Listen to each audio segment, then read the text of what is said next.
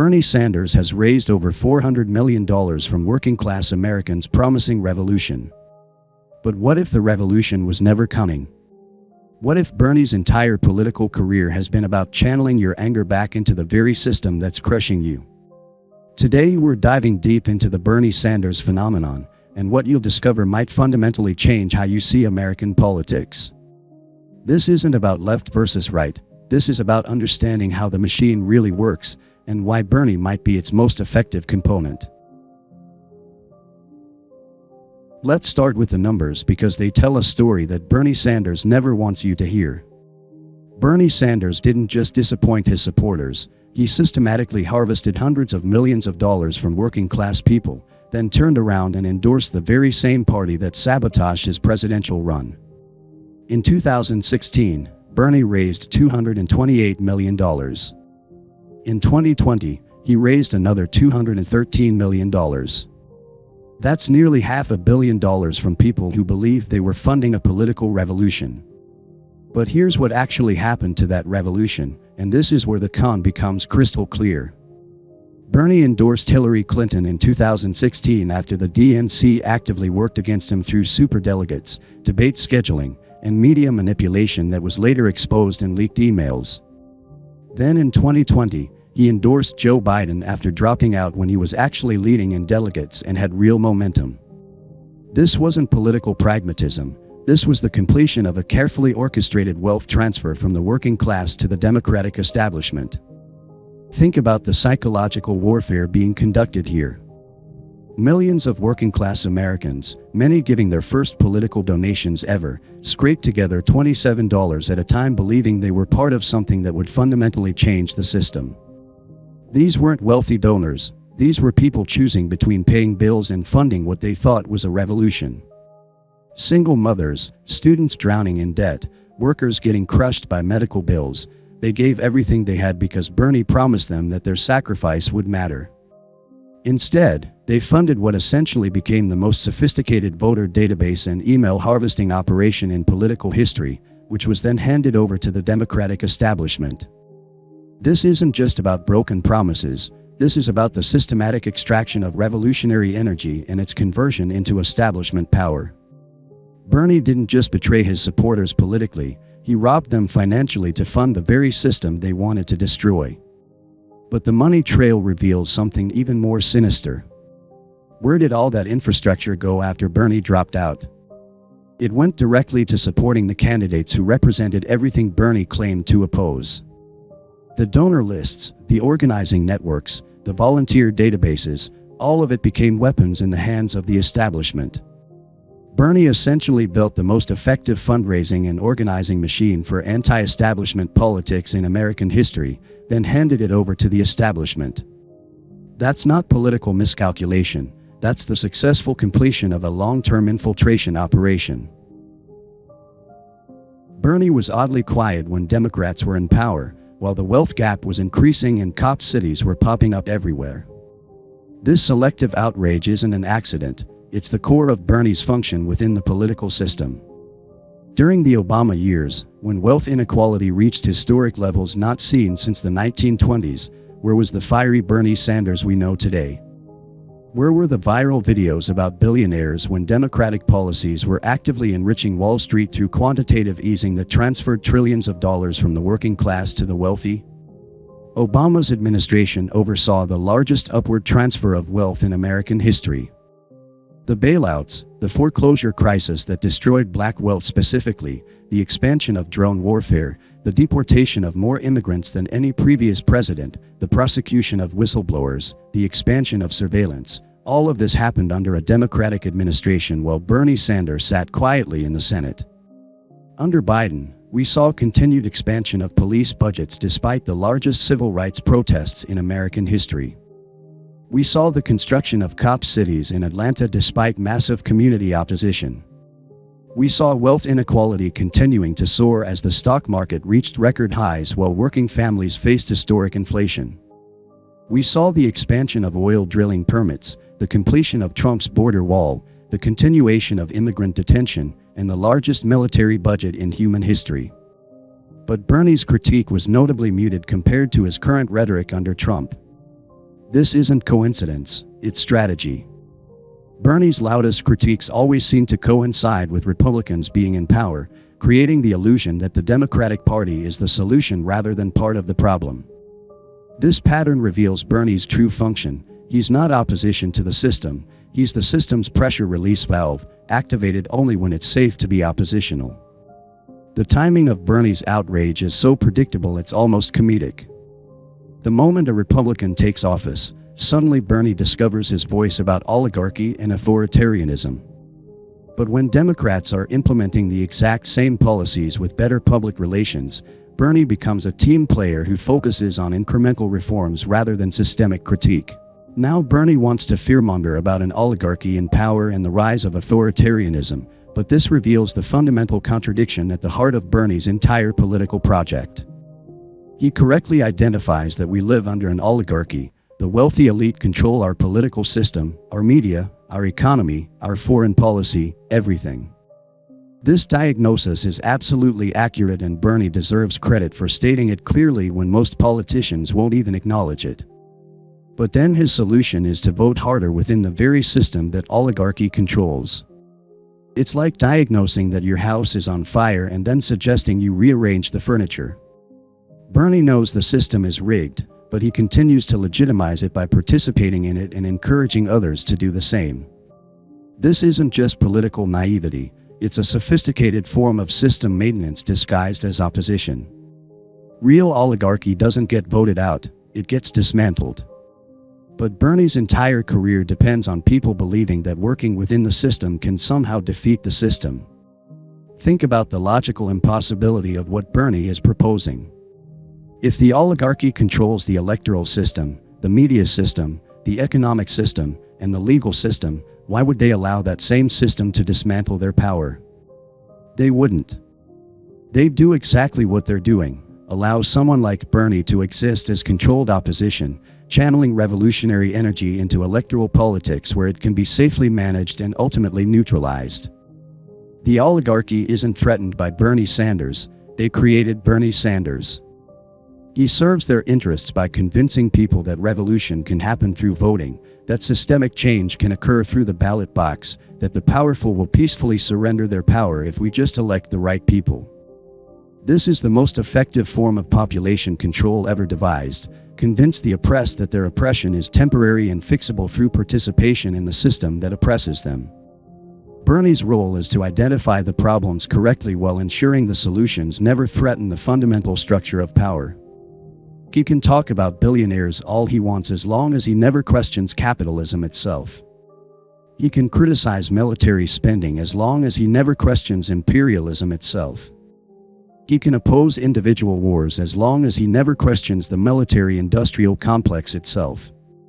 This is controlled opposition in its most sophisticated form. Bernie was oddly quiet when Democrats were in office doing their worst on American imperialism, stating multiple times that Israel had a right to defend themselves. This is where Bernie's true allegiances become impossible to ignore, and where the mask completely slips off the progressive facade he's maintained for decades. For months during the Gaza genocide, Bernie refused to call it genocide. When AIPAC, the pro-Israel lobby that represents everything Bernie claims to oppose, praised him for his stance on Israel, that should have been a massive red flag for his supporters. But most of them ignored it because they were too invested in the Bernie myth to confront the reality. Bernie has said multiple times that Israel has a right to defend itself, but he's never once said Palestinians have that same right. Think about that for a second. The man who built his career on standing up for the oppressed refuses to extend that solidarity to Palestinians. This isn't just hypocrisy, it's a fundamental betrayal of everything he claims to represent. Bernie had access to the same intelligence reports, the same footage, the same testimonies as everyone else. He saw the same images of children being blown apart, the same videos of hospitals being bombed, the same evidence of mass graves and systematic torture. He knew it was genocide, and he chose to support it anyway. That's not political miscalculation, that's moral cowardice in service of imperial power. The Palestine question reveals the true nature of American progressive politics. it's progressive on domestic issues only as long as those issues don't threaten American imperial interests abroad. Bernie can support universal health care, free college, and higher minimum wages because those policies actually serve imperial interests by creating a more stable domestic population. But he cannot support Palestinian liberation because that would threaten American imperial dominance in the Middle East. This is why Palestine has become the litmus test for any politician claiming to be progressive. If you can't stand with Palestine, if you can't oppose the military-industrial complex when it's actually murdering children in real time, then your progressive credentials are worthless. Bernie failed this test completely, and his failure reveals the limits of his politics and the true nature of his role within the imperial system. But now that Republicans are in office, suddenly he wants to talk about getting Gaza humanitarian aid and only sending Israel defensive weapons. The timing isn't coincidental, it's strategic. Bernie's entire political operation revolves around being the voice of opposition when it's safe to be oppositional, and being silent when his critique might actually threaten American imperial interests. Bernie's entire grift is to take all the radical energy that naturally emerges from systemic oppression and funnel it back into the system that creates that oppression. This is what some analysts call the sheepdog function. Bernie's job is to round up the straying sheep and bring them back to the Democratic Party fold. Every genuine revolutionary movement in history has understood that the system cannot be reformed from within because the system is designed to prevent its own transformation. The civil rights movement understood this, which is why they engaged in direct action, civil disobedience, and confrontation with power. The labor movement understood this, which is why they organized strikes, occupations, and militant resistance. The anti-war movement understood this, which is why they engaged in mass protests, draft resistance, and direct action. But Bernie teaches the opposite lesson, that revolution can happen through voting, that systematic change can occur through electoral politics, that the powerful can be convinced to surrender their power peacefully if we just elect the right representatives. This is not just wrong, it's actively counter-revolutionary because it channels revolutionary energy into the very system designed to neutralize that energy. Bernie identifies the problems correctly. There is an oligarchy, there is systematic oppression, there is massive wealth inequality, there is imperial violence abroad. But then every single solution he proposes works within the framework that created these problems in the first place. Tax the billionaires more, regulate the corporations better, vote in more progressive Democrats. These aren't solutions, they're pressure release valves designed to make people feel like change is possible without actually changing anything fundamental. This is why Bernie's solutions are half solutions for the problems at hand. Telling us that there's an oligarchy in power and that we need to tax them more is a band-aid on a bullet wound. It's a non-solution, and Bernie Sanders knows this. Think about it logically. If the oligarchy controls the system, why would they allow that same system to dismantle their power? They wouldn't. They'd allow cosmetic changes, symbolic victories, incremental reforms, anything to maintain the illusion that the system is capable of self-correction while ensuring that fundamental power relations remain unchanged. Bernie constantly focuses on individuals like Elon Musk, Trump, or Netanyahu, rather than the system itself that allows these men to flourish. This is deliberate misdirection. It's much easier to get people angry at individual bad actors than it is to get them to understand that the entire system needs to be abolished. If the problem is just Trump or Musk, then the solution is just voting them out or taxing them more. But if the problem is capitalism, imperialism, and the state itself, then the solution becomes much more radical and much more threatening to the established order. This individualization of systematic problems is a classic technique of system maintenance. Instead of understanding that we live under a system that inevitably produces oligarchs, we're encouraged to focus on the individual oligarchs. Instead of understanding that we live under a system that inevitably produces imperial violence, we're encouraged to focus on individual war criminals. Instead of understanding that we live under a system that inevitably produces exploitation, we're encouraged to focus on individual exploiters. Bernie is only considered a leftist because everyone else in the US is so far right-wing that standard social democratic positions seem radical by comparison. In any other country with a healthy political system, Bernie would be considered center-left at best, and in many countries he'd be considered conservative.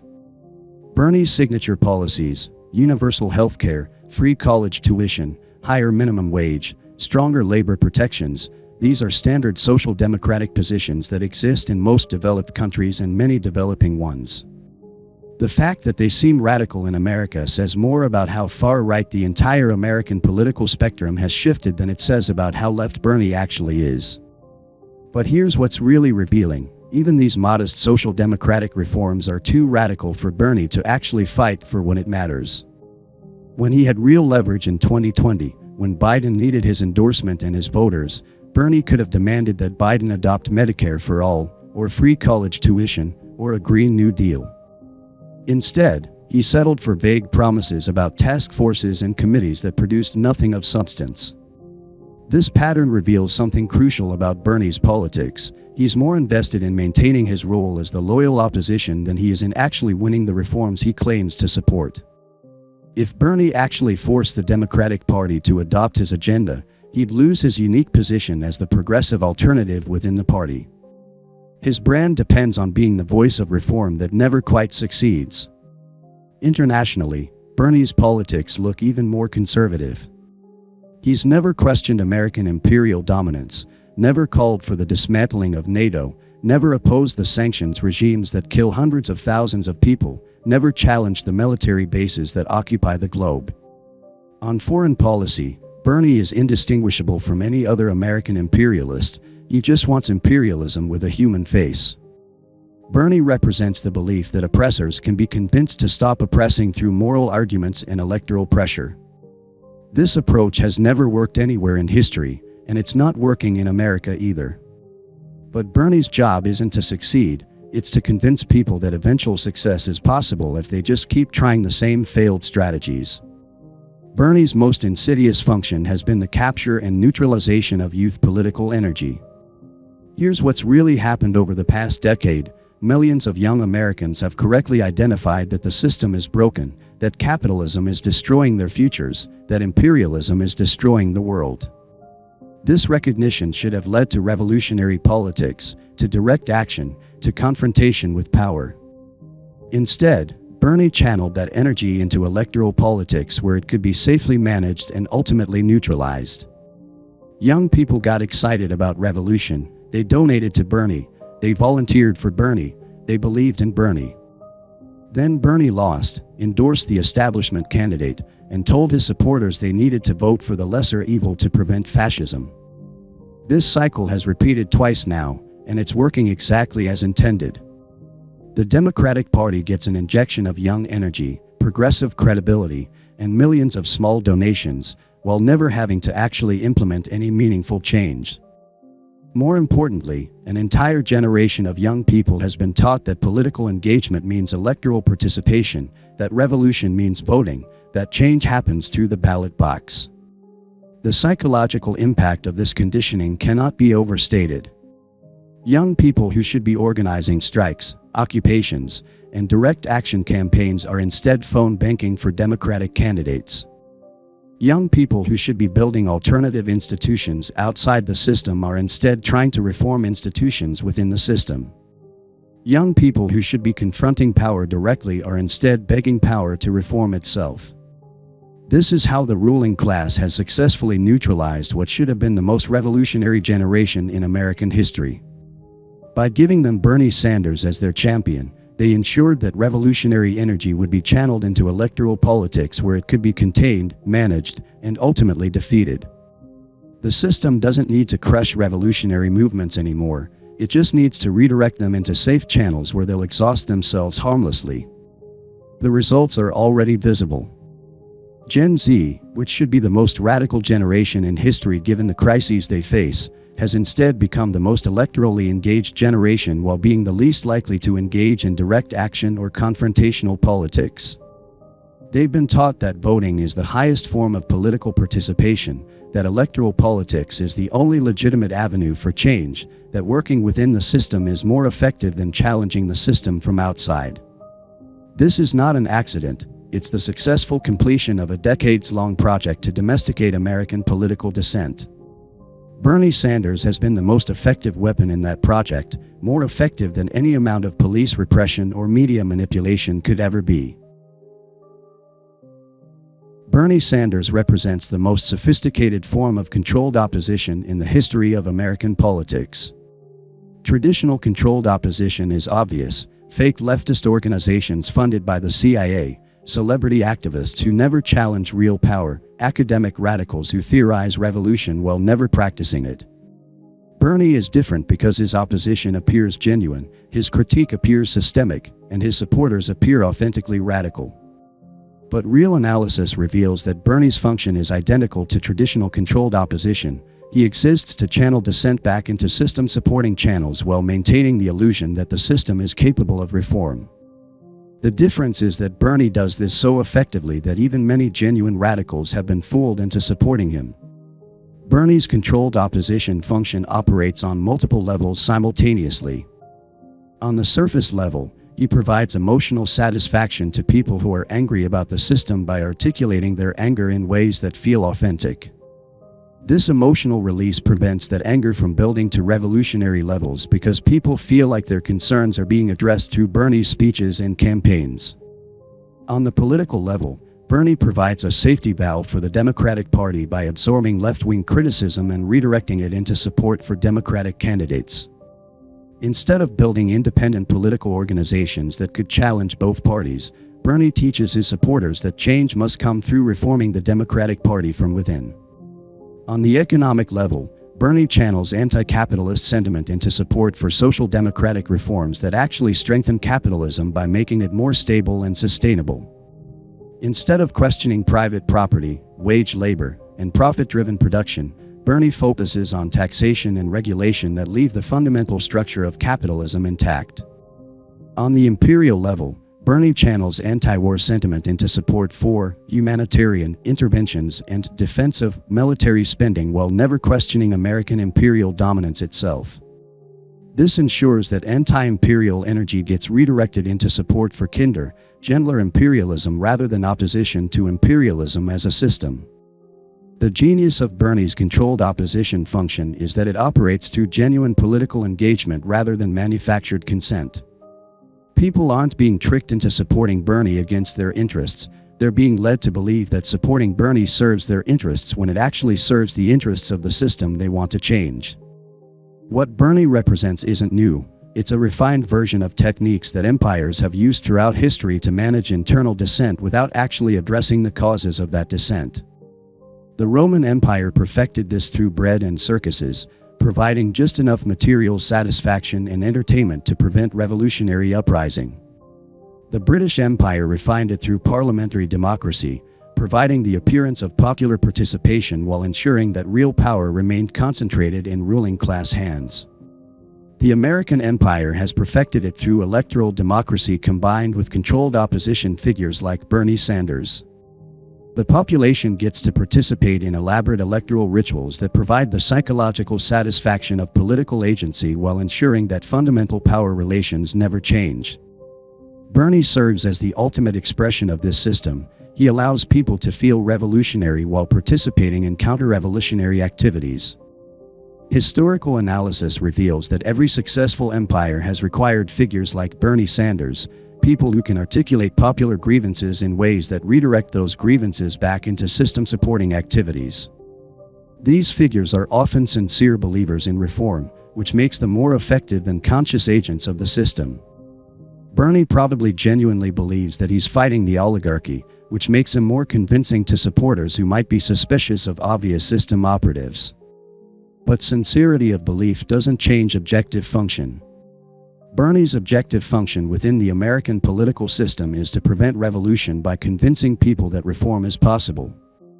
His subjective intentions are irrelevant compared to his objective impact, which has been to strengthen the system he claims to oppose. The historical precedent suggests that figures like Bernie emerge when systems are facing legitimacy crises that threaten their stability. The American system has been facing such a crisis since at least 2008, when the financial collapse revealed the extent to which the economy serves ruling class interests rather than popular interests. Bernie emerged shortly after as a way of managing the popular discontent generated by that crisis. The success of Bernie's function can be measured by the absence of revolutionary political organizations in America despite revolutionary conditions. Despite facing climate catastrophe, imperial violence, economic exploitation, and political oppression, Americans have not built the kinds of mass revolutionary movements that would be expected under these conditions. Instead, they've channeled their energy into electoral politics where it can be safely contained and ultimately neutralized. Bernie's most devastating impact has been psychological. He's manufactured false hope in a system that offers no genuine hope for the changes his supporters want to see. This false hope is more damaging than despair because despair can lead to revolutionary action while false hope leads to continued participation in counter-revolutionary activities. People who recognize that the system is broken but believe it can be reformed will continue trying to reform it indefinitely rather than building alternatives to replace it. Bernie has convinced millions of Americans that the system can be reformed from within, despite all historical evidence suggesting that systems cannot reform themselves in ways that threaten their fundamental structure. This false hope operates as a form of psychological warfare against the American population. Instead of building the mental and emotional resilience necessary for revolutionary struggle, people invest their hopes in electoral outcomes over which they have no real control. When those electoral outcomes inevitably disappoint, they're left more demoralized and less capable of effective political action than they were before. The cycle is predictable and intentional. Bernie raises expectations during campaign seasons, then those expectations are crushed when he loses or compromises, leaving his supporters more cynical about political change while simultaneously more convinced that electoral politics is the only viable avenue for change. This combination of cynicism and electoralism is the perfect psychological condition for system maintenance.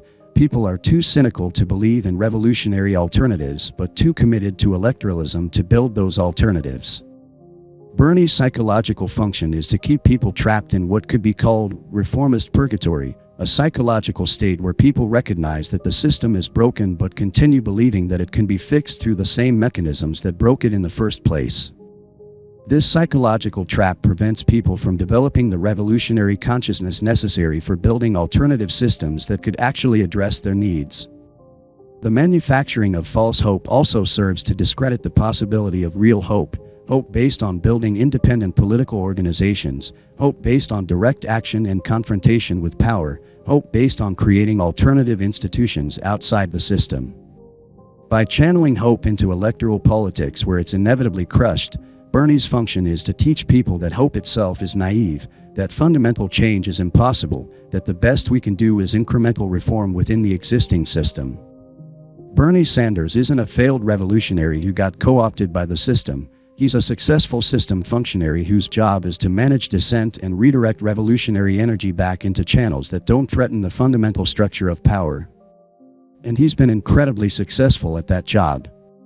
The millions of Americans who donated to Bernie, volunteered for Bernie, believed in Bernie, they weren't wrong to want revolution. They were wrong to think it could come through the ballot box, and Bernie Sanders spent his entire career teaching them that error. Real change requires real confrontation with power, real sacrifice, real risk. Bernie taught people that change could come through voting, donating, and phone banking, activities that require no real sacrifice and pose no real threat to the system. This isn't progressive politics, it's system maintenance disguised as opposition. Bernie's function is to identify the problems correctly while ensuring the solutions never threaten the fundamental structure of power. He can criticize symptoms while protecting the disease, oppose individual manifestations while strengthening the system that produces those manifestations. The ruling class doesn't need to suppress Bernie Sanders because Bernie Sanders serves their interests more effectively than any amount of repression could. He provides the appearance of democratic choice while ensuring that choice never threatens ruling class power. He provides the appearance of systemic critique while ensuring that critique never leads to systemic change. He provides the appearance of revolutionary politics while ensuring that revolutionary energy gets channeled into counter-revolutionary activities. Bernie represents the perfection of controlled opposition, opposition that controls itself, opposition that believes in its own authenticity, opposition that serves system interests while maintaining the sincere belief that it's fighting the system. This is far more effective than obvious controlled opposition because it's more convincing to potential supporters and more psychologically satisfying to the controlled opposition figure himself. The Bernie Sanders phenomenon reveals the sophistication of modern imperial control mechanisms. Traditional empires controlled populations through force and propaganda. Modern empires control populations through the manufacture of false choices that provide the psychological satisfaction of political agency while ensuring that agency never threatens imperial interests. Until we recognize Bernie Sanders for what he really is, not a failed progressive but a successful system operative, we'll keep falling for the same trap, election after election, donation after donation, while the oligarchy gets stronger, the empire expands, the planet burns, and the people get weaker. The first step toward building genuine revolutionary politics in America is recognizing that Bernie Sanders represents the primary obstacle to those politics, not their champion. That's not a comfortable truth, but it's the truth that revolutionary politics requires. And until we're willing to confront that truth, we'll remain trapped in the reformist purgatory that Bernie Sanders has spent his career constructing around us.